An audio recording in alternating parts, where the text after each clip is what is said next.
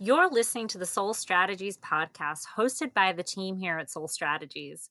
We hope you like the latest episode and thanks for tuning in. Okay, we're live in 5, 4, 3, 2, 2. Okay, now we're live. Okay, hello everybody and welcome to episode 22, we think, of the podcast. Today we have a special guest, my Aries brethren, Jeremy. Gang, gang, gang. All right, let's let Jeremy introduce himself and then we're going to get into the details of which we're talking about today. Sounds great. So my name is Jeremy Hogewaida. It is as horrible of a last name to spell as it is to pronounce. I am the director of PR with SoleStrategies. So it was really hard to get myself on this podcast. I had to really beg and cry and scream. I was like, please let me on your podcast. But yeah, so I'm really excited to talk today about our topic. As soon as Amani told me, I was like, please let me come in and jump on this train. I'm so glad you wanted to. Good. Okay, guys. So the exciting topic that we're talking about today is how the right wing in our country has been taken over by extremists. So as you all may or may not know, there are several things going on right now. We just got a new president. The Senate is about to start the impeachment trial of Donald Trump. And we've had an insurrection about a month ago. And then we have Marjorie Taylor Greene, who is getting a lot of attention because of her crazy conspiracy theories and calls for murder of her colleagues. So it's just a lot going on right now. And I just wanted us to dig into it. And Lauren Boebert too. Like Marjorie Greene Taylor and Lauren Boebert are both very it's really funny to look at Lauren. I don't look at Taylor's Twitter, but Lauren Boebert's is really funny because she's very clearly trying to go for the right wing version of AOC or something. If you look at her tweets, it's very it's trying to be very gotcha Democrats, but it's just ridiculous. And there's no such, so let's stop that now. There's no such thing as a right wing AOC. No. That was one thing I wanted to bring up. And one of my questions was, can you help me identify a positive policy position from the right wing? Because I feel like there are no longer a battle of ideas to progress the nation forward. There's one side that's willing to progress the nation forward. And then there's just another side that wants to take us back to 1962. That's really it. Yeah. I mean, trying to be charitable, I could try and say the concept of small government, the concept of lowered taxes. It's not that I necessarily agree with all these things, but I could at least there are paper things where you're supposed to be oh yes, I understand your perspective, but they're all just tools, in that party to keep the rich and keep the poor and all that stuff. It's true. And it's when those people, because I feel in this past election, even, I don't even think they were trying to pretend to have any ideas this time. It just sounded like a bunch of nonsense. They're not even pretending to be you want your government out of your house or you want your taxes lower. I feel like they've been clear with their evil agenda and people are just I'm rocking. Oh, yeah. Yeah, no, completely though. That one of the major things that I didn't even think about until kind of towards actually the end of the election. I forget where I heard this, but someone had just kind of been yeah, what even is Donald Trump's second term platform? What even is it? It's oh yeah, they didn't need to release one. There's no such thing. Literally, they didn't run on any policy. But that was my next question. So in the impeachment trial, Donald Trump was having a really hard time finding lawyers to represent him. Right. Yeah, and he at first had hired some Bush era Republican lawyers to represent him. But this past week, a bunch of them quit because of the nonsense that he was trying to accomplish, and using them to do it. So I feel a lot of quote unquote old school Republicans are now trying to draw the line between what they believe conservatism is and then what the Trump era has brought as conservatism. Do you think that they have a fighting chance, or you think that's done? I don't necessarily think that they're trying so much to draw a line so much as I think that they are, it's about covering their bases, and it's about figuring out when is it safe to like when is it more profitable to side with the Trump side, when is it like less. I think that they've, for a long time, I mean, even like look at all the quotes from like, Lindsey Graham or Ted Cruz, trashing on Trump back before he was elected. It's like they know what he is, they just don't care. They don't. No, so in terms of like, do I think that the Republicans are going to try and, draw the line now? I think it's just like, okay, so like the impeachment trial, we know it's not going to go anywhere. Because, right. It's dead in the water. Because 45 Republicans have already signaled that they find the whole thing unconstitutional. Yeah. The reason why I think they do that, this is like my kind of, not even tinfoil hat theory, I just think it's is that so there was like a rumor kind of floating around up until that vote on the unconstitutionality that Trump was going to try and start his own like MAGA party. So like, remember that? Yeah. And then it literally, like I'm pretty sure that it was like a few hours before that unconstitutional vote happened. His like policy advisor was like, oh yeah, like no, that's not actually his plan. He's not going to do that. So it just seems very lined up to me that like, all right, he announces that he's not going to splinter off into a third party. And then hey, you're listening to the SoleStrategies podcast. Take a moment to listen to some of our esteemed champions and their takeaways from the program. It was very important for me to manage time, and the program again helped with the discipline of time and helping with the management of time, so that you can actually structure yourself to do that what you desire for your races. For more information, head over to SoleStrategies.com now. Republicans, because they know that the Republican base was going to follow, and that was my next point. Yeah. Like the Republican leadership may be quote unquote trying to decipher when they're going to use Trumpism to like help their agenda, but it seems like the entire Republican base in the country like is down with Trump. Like 90% of them voted to reelect him, and that's their base. That's who they have to cater to. And it's just, the party has gone off the hinges. Like their voters want this level of extremism is what they want. Well, that's what I'm curious about, especially because like you're in Texas, like you're so much more connected to like these people. Am I? I mean, I mean, like I'm in Portland, Oregon, like, yeah, like yeah. we're Antifa capital of the world, quote unquote. Yeah. But I mean, like I don't know. I've heard some arguments that a lot of the people who voted for Trump this time around, more so just for whatever reason, genuinely believed that he was gonna like prioritize reopening the economy sooner, and that made him like the pick. I'm not really charitable towards any of those narratives, but I was curious what you thought. I just want us to, and this just leads us to another point. Like, use your common sense. Like, come on, guys. We have to learn.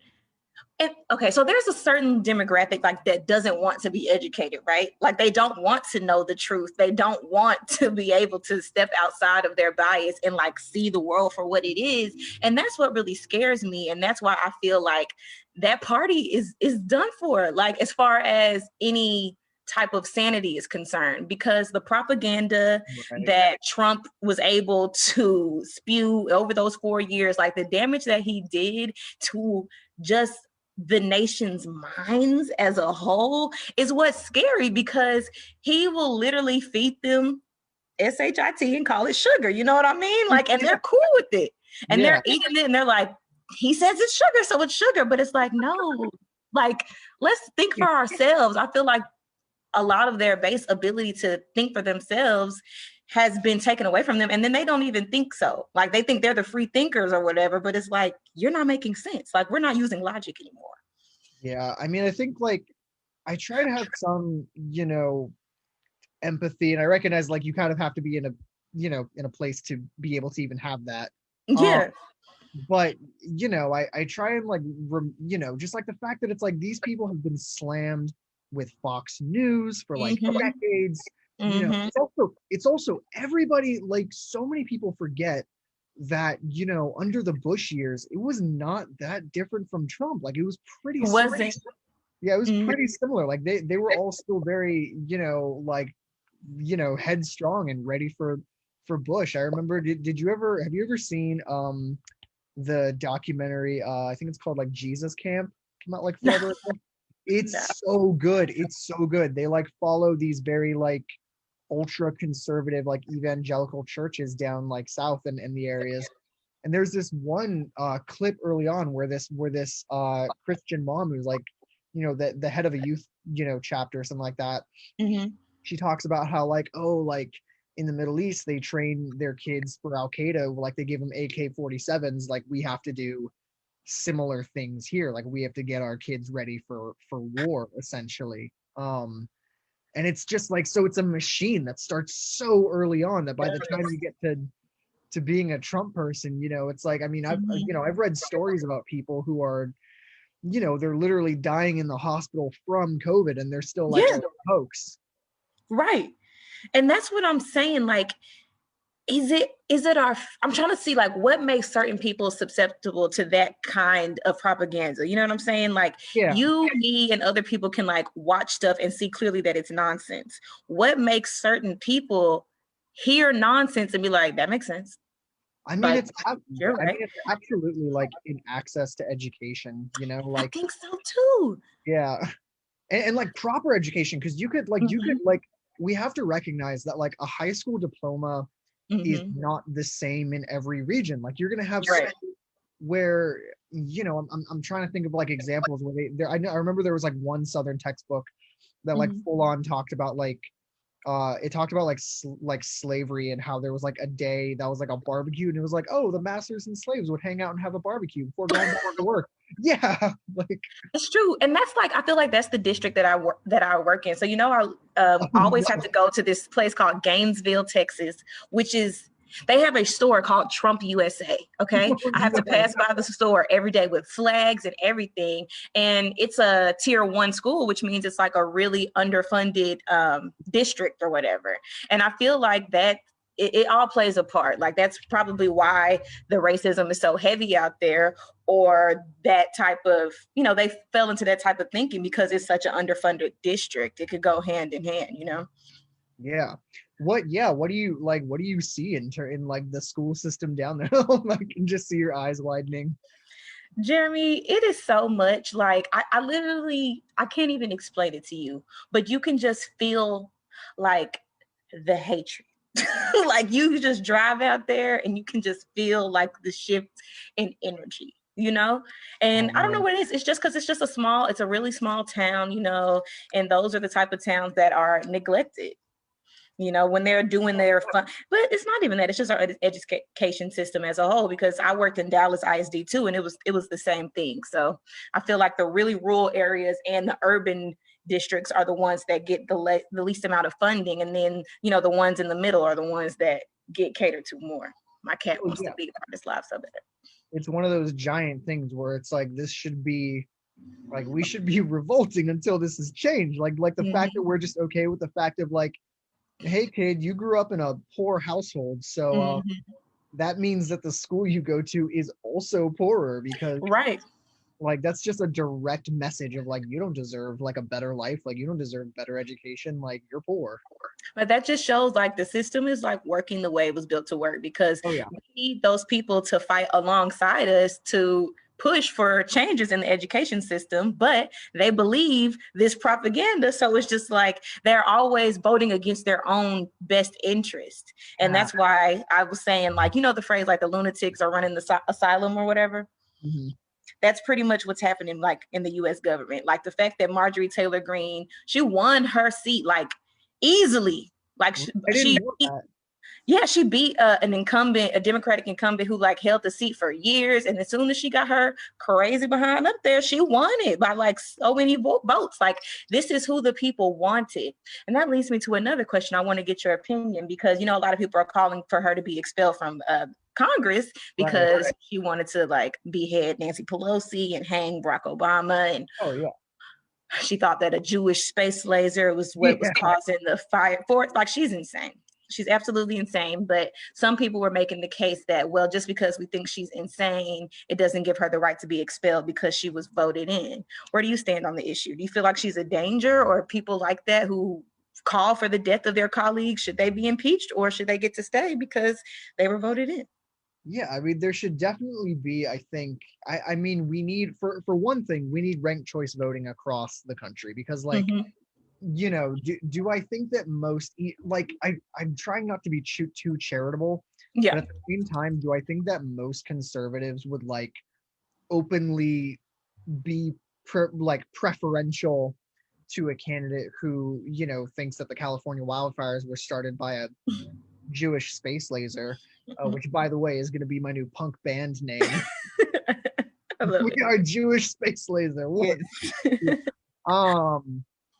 But, you know, like, yeah, no, I think that absolutely, like, there needs to be, like, you know, processes and you know, if you have people that are openly espousing, you know, and that's what it is, like, it's openly espousing like sedition, it's openly espousing like for, you know, the murder, or at least the disarmament of, you know, people in government. Like, you can't do that. Like, why? Like, and these people should be held to a higher standard. Like, imagine if at your work you were like, hey, by the way, principal of this school, I think you should be beheaded. Like, it would, no, that wouldn't be allowed. And that's really what this stuff has like been taking such a toll on me, because like I'm seeing all of this crazy stuff happening and like nobody is getting reprimanded for anything. And I'm like, how is this allowed? Like, how were these people allowed to just storm this Capitol? Because I'm going to say it loud, because literally police officers were like opening the gates and was like, come on in, guys. And I'm like, yeah, give us your tickets. Here we go. But nobody seems, it's like on the right wing, they're trying to make us feel as if it's like not a big deal, or they're trying to continue to morph reality and say, well, those weren't Trump supporters storming the Capitol. Those were Antifa and BLM. And I'm just like, I feel like I'm in the Twilight Zone. Yeah. Like, I truly feel like I'm in the Twilight Zone. Like, y'all are not making sense. But you have, and I blame the media too, because we don't have enough people getting on air and just telling it like it is. Like, they're so focused on trying to be fair and balanced when unfortunately there's a truth that needs to be told. Somebody needs to say that this is completely unacceptable and there's no flip side of that coin. Like, it's just not allowed. But we're not having that either. Yeah, I mean, it's bothersome. There's so much wrong with it. And it's like, it's a lot of things where it's like, it builds up so much over the years that once it moves from like the back end to the front end, that's when it gets so much attention. I mean, you know, we find like an insurrection to be completely like insane and out of this world, right? And like the Twilight Zone, but at the same time, I mean, you know, not to like try and contextualize it, you know, overly, but we also like launched, you know, 2 wars in the Middle East over things that were completely unproven. Like, and they got so much support. Like, even today, there's plenty of people that are just like, yeah, that we had very good reason to be in Iraq and Afghanistan. It's like, no, no, we never justified that. You know, you can trace it back like forever. One of the things that I find super interesting, especially in like the foundational stuff, is like the foundation of QAnon and the foundation of like. Did you watch the Vice? You know, they're having a 3-part series. I did. I saw the first part. I'm waiting on the next parts, and I've been like, I've already been like listening to like the podcast, and I've been like, oh god, I'm not trying to be like a hipster about QAnon, but I've been like watching it for a while, being like, okay, this is gonna keep going horribly. Yes. Okay, so not to be dramatic, but this is a real question. I don't think you can be dramatic on this. Do you, in all honesty, do you think that we have a chance for for this movement, QAnon, Trumpism, all of that. Do you think there's a chance that this dies down? Or is this something that's going to become like a fixture in American politics for decades to come? Like, do you see, quote unquote, sensible Republicans taking back their party? Or do you think that the party has moved so far to the right and so have their voters that this is just what it is now? That is a really good question. I think that we're actually going to hit the worst of both options. Like, to be completely honest and like kind of pessimistic, I think we're going to see both, because like Trump, the figurehead, is going to hang on for as much life as he can. Okay. But the thing that we're going to really see after his era, or after his like legitimate run, we're going to see figures like Don Trump Jr., Eric Trump, or Ivanka Trump, or Jared Kushner, or any of these other, you know, very like right-wing figureheads that are going to try and take the mantle after he can no longer do it. And, you know, they're going to be the type of people who know how to wield that power a lot smarter. Because that is the major, like, Trump could have won the election so easily. He could have. If he had played his cards right, like literally, if he had just done a little bit, or not, if he had done a little bit of COVID stuff, little bit of COVID stuff, if he had done a little bit of COVID stuff, if he did something like, this is gonna sound like kind of a weird one, but if he had just like legalized pot like federally, that's true. You're not lying. Like the Southern people who are like been turning up their noses at everything, they're not going to leave him for that. Yeah. And everyone else is going to be like, oh, hey, this is a great economy booster. And oh, hey, it's him doing something that's like against the quote unquote swamp. Like he just had to do one or two little kind of good faith things, and it would have been a slam dunk. And I think the difference, because I've been paying attention closely to Joe Biden's first few days, and it just seems like he's just undoing terror, like undoing this. And I feel like if Trump had just did, like you said, 2 or 3 things positive, which brought me to my other point, they don't be doing nothing positive. Like, will it kill you to do something kind? Like, God forbid you help somebody when you're in government. If Mitch McConnell gave like $1 to someone, if Mitch McConnell were to give like $1 to someone on the street, like, he would spontaneously combust. Yeah, he would just start to like melt down onto the sidewalk. Like, I think too. The people around him would like take him to a doctor. They'd be like, yeah, he has a brain tumor. Like, he just helped someone. Literally, and that's how they act. That's what frustrates me so much. And that's also what frustrates me about the Democrats. Like, y'all be having a wide open slam dunk. In the past 4 years, let's keep it a buck. Since the 1970s, Republicans have not done a positive forward moving thing in this country in like 50 years. So when y'all get power, come in here and like do something with it. Yeah, I'm trying to think of any like broad stroke stuff, but maybe I'm missing something, but it's just, yeah, Reagan really did a number on us, and there has been nothing since. Yeah.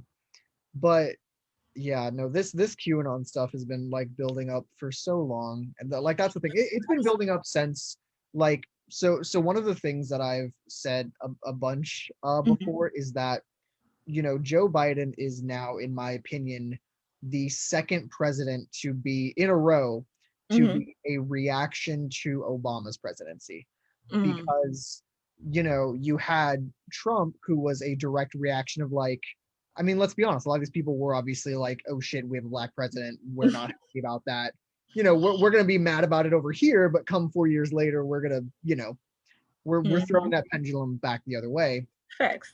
Yeah. And then Joe Biden was obviously very like, hey, remember how much we liked Obama and Joe Biden? Let's get back to that nice, politically not super cognizant era where you can just go hang out and be calm. That's what they want. And like, I understand, because I was furious when he won the nomination. I'm not gonna lie to you. Of course. I went on a very curse word filled rant on my Instagram story, and I was just very upset, damn near in tears. I was furious. Okay. But I can say, I'll give a little nod. I understand why people want to be able to like take their hands off the wheel and just Yeah. like exist, because politics has become so, it's like hostile. Meaning, yeah. Yeah, and it's like you can't be ignorant to what's going on at this point. Like, it's so in your face. Such major things have been happening back to back to back that it's like a constant state of stress. So I understand people being like, oh, if we pick Joe, we can relax, we can sleep at Joe the take the wheel. wheel. Yeah. Right. But in real life, we got a whole revolution boiling on the other side that we can't just pretend isn't happening. And that's what I don't want the Democrats to do. Like, I don't want them to get on here like, yes, unity, yes, I get it. But at the same time, let's not pretend that there is 48 to 50% of the country that just will never agree with you. No matter how easy you make their lives, no matter what you do, they just will not agree. And instead of spending time trying to win over those people, let's pass policies that just overall help the country. Like, let's just stop trying to win over souls. You won't win. Well, and I think that that's how we do win over those crowd, is like they're so partisan, because like I try to empathize with it on this certain level of like the fact of like when you say like, okay, we want, Medicare for all is something right.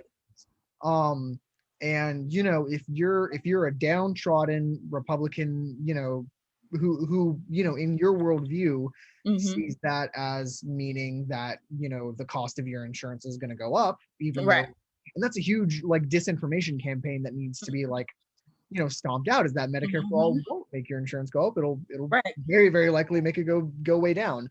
But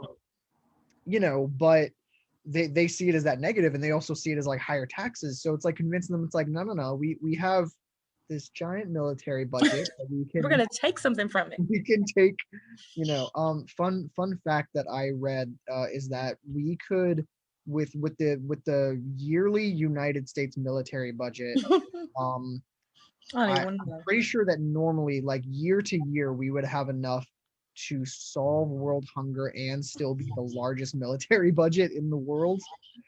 I need to double check my numbers. Yeah, I need to double check my numbers on like what the difference was. But I remember being like, this one's way higher than this one. So I think it's like 30 billion a year.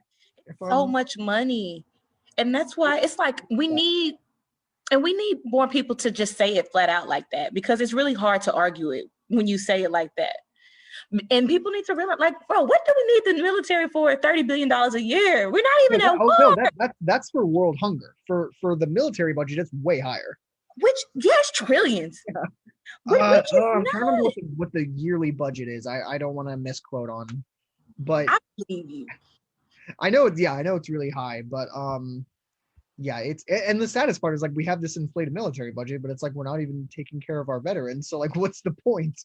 That's what I'm saying. Like, I don't understand any of this. And that's what's scary to me. That's the part that bothers me the most, is that I'm to the point where I'm looking at everything and just nothing makes sense. But we have so many people in government who joined for the wrong reasons. I'm going to write us an article about this, about people who run for power versus people who run for the people, because it's so many people that literally join government and have no intentions on listening to constituents, passing any laws for their district or for the state that they're representing. Like, they're not going into it like, I'm trying to run for be one of the senators for Virginia. How can I make Virginia better? Like, that's not their thought at all. Their thought is, I'm trying to get money. I'm trying to get my friends money. I'm trying to get power. And then I'm trying to secure me a seat so I can, as a lobbyist, so I can get more money in the future. And that's a sad thing, because you have people in government who are not helping the government function as it should. Like, the purpose of the government is to, obviously put rules and laws into place, but to take care of its people. Like, that's what the government is here for. If it was every man for himself, then we would be in an anarchist society, and that's not what we are, So when you have a government filled with people who are just greedy, when we ain't got no regulations on how much money you can take and all of that, then things like this military budget, big enough to solve world hunger, exist, when it makes no sense that it should be like that. I wish to be, yeah. If we were anarchists, that would be a lot. That would be better.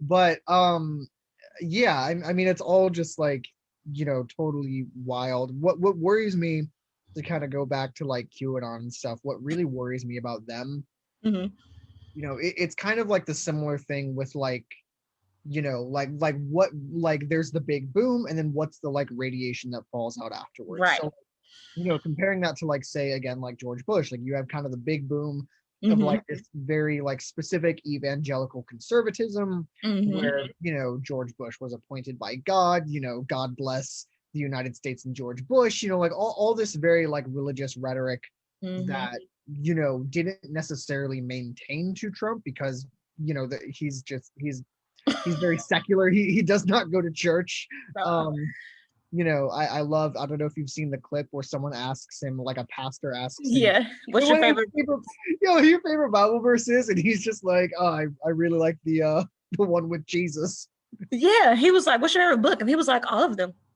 He's like, you're all great. Like I can't pick a favorite. Don't the have man was sick. But kind of, yeah, like so like the big boom of like Bush's like evangelical conservatism, but the radiation of that that has like stuck through republicanism is like this real cult of personality that goes beyond anything we've seen before. Like beyond, like Reagan was like popular and really well liked, but he wasn't, but I mean, like I don't know that it was as fanatic as it is now. I wasn't really there. But anyway, so what worries me about QAnon is kind of, I guess, the question of like, okay, we have like this huge explosion of, kind of right-wing extremism that is very, just absolutely bonkers. Like when you look at what their actual theories are, and it's like gotten to the point where, it's even in Congress at this point. But like, if that settles down, what's the fallout? Like, is the fallout going to be, something where more people are kind of thinking like, oh, like the Democratic Party, okay, maybe they're not, demonic pedophiles, but maybe there is something sketchy going on over there, which is already like something that we've kind of, it's a whole grab bag of, people pointing fingers. Pointing fingers at at people for doing what they themselves are doing.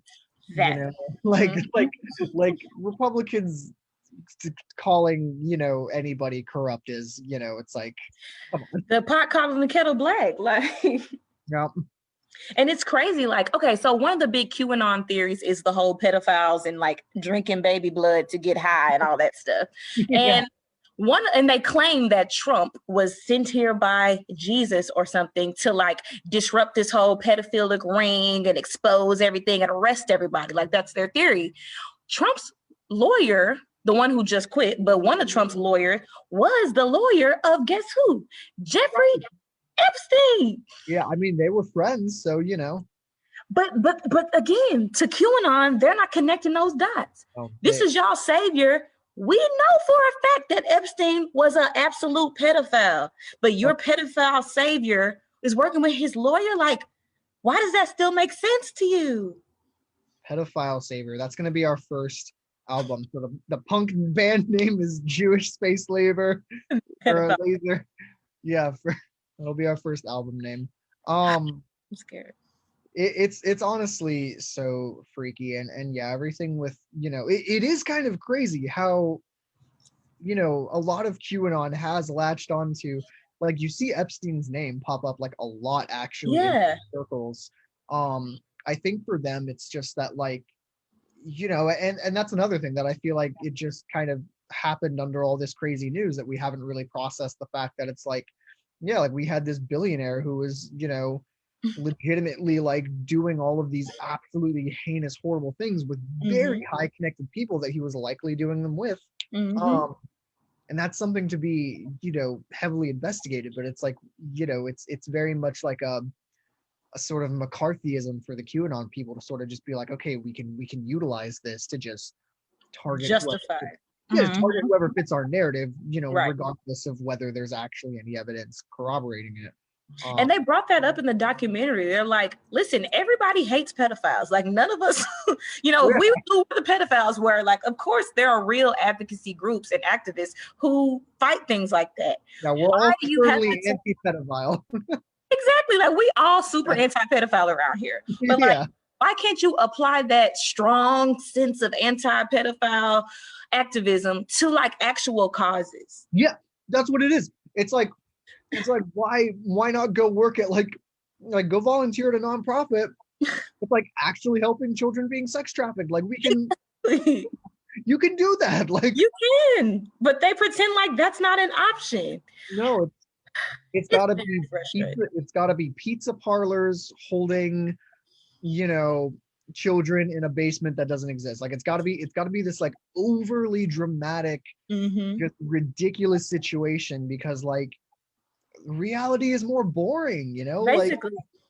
And there's this quote from Charlemagne the God randomly, and he always says, nobody cares about the truth when the lie is more and it's entertaining. And that is the fact. Like why, like you said, why not just work for a real advocacy group when you can pretend like there's a pizza parlor in New York that has kids in the dungeon? Like that's more exciting. But yeah. Okay. Final question. Okay. Where do you see the Democratic Party going in this? Do you see them taking the route that I believe we should take, which is electing more progressives to combat the extreme right-wing politicians that are looking to run? Or do you think the Democratic establishment is going to try to, which I fear they're going to try to do because that's what they're going to try to do, but I hope I'm wrong. Do you think they're going to try to move the party more to the right to win over some of those Trump Republicans? So to answer this question, I'm going to tie it into the most annoying article I've read in forever. Okay. Because it's about, like I live in Portland. I was here during the summer of Antifa or whatever you want to call it. Last week, I don't know if you saw, but there was this article by Forbes that talked about how Portland is going to be like the new city to die because they're basically saying like, oh, businesses aren't like big businesses aren't going to want to keep developing in Portland. They're going to want to pull out because of all the, the violence and all that. This was how dramatic, crybaby, whiny this article was. Like, I want to, like, I don't really use Twitter, but I want to like actually start using mine so I can bully the author of this article. You should bully them. They deserve it. I should bully him because he literally compares Portland to Pompeii. It's ridiculous. It's absolutely ridiculous. So to tie that around, I think that that's really relevant because like I do think that those are like the tactics that we're going to be seeing from a lot of like centrist Democrats in the sense of kind of being like, hey, look, like we understand you have concerns here. We understand you don't like all the awful, violence against these minority groups. We understand that you want, equality for all, but how we go about it. So I think they are definitely going to try and pull us maybe not further right. I think that they know that they have to make some affordances, and Joe Biden has actually been doing okay so He's far. been doing, you know what? And I will tip my hat to Joe Biden. Him credit. Yeah, he's because he's been doing a lot more. Yeah, me too. I've been quite proud. But yeah, same. Like I was like, especially the private prison one. I was like, I did not see that I was like, I did not see that coming. Okay, let's keep this going for 4 years at least. But yeah, so I think that, but overall, I think that that's what we're going to get. I think that we're going to get some surprising affordances from the party because they know that they still have to invigorate progressives to vote for them. But at like I would hope that they would have learned their mistake in the sense of like, if you give us literally nothing, then people just aren't going to turn out to vote. Right. But at the same time, do I think like I think fundamentally when it comes to like the systemic issues, I do think that they're still going to ultimately kind of be like, whoa now, settle them horses. Right. Yeah. Well, I don't know. What do you think? I don't know. So prior to seeing Joe Biden in his first few days, I had zero hope for the man. I did not think we were going to do anything positive. I don't know what I thought he was going to do, but I didn't think that he would be making any of the strides that he's making. But now seeing how he's been doing, and Kamala, like they've been surprising me. Like they went to Joe Manchin's hometown and like we're doing interviews talking about how this guy here, the one holding up y'all checks. Like that was bold of them. I didn't even see that. Yeah. Kamala Harris went to West Virginia and was doing local news station interviews and talked about, yeah, we want to give Virginians their check, but Joe Manchin won't let us. That's actually amazing. That's amazing, you know? So I support that. So if they keep doing stuff like that and they don't let the pressure, because that's the problem / the strength of the Republican Party is they don't care if they're in power or not. They're going to pretend like they are, and they're going to bully you to death. So as long as they don't cave to like their bullying, and as long as they stay strong and just keep making those, you know, those forward-thinking actions, then there may be hope. Yeah. There may be hope. No, exactly. As long as we're kind of like, we just have to get past that point of like, look, they've never acted in good faith. They're not going to start now. Yeah. Like never. they're gonna be like, they're gonna do every awful, corrupt thing they could do while they're in power, and then once they're out of power, they're gonna be like, oh, you're not doing, you know, you're not being as nice to us now, and it's like, no, we're not. Maybe we shouldn't. Because no, I agree. Like, I don't want to just come across as like the angry, you know, yeah, Joe Biden has like, I'm tentatively, it's all tentative, but I'm right. Like, I'm kind of I'm almost kind of waiting for like the other shoe to drop.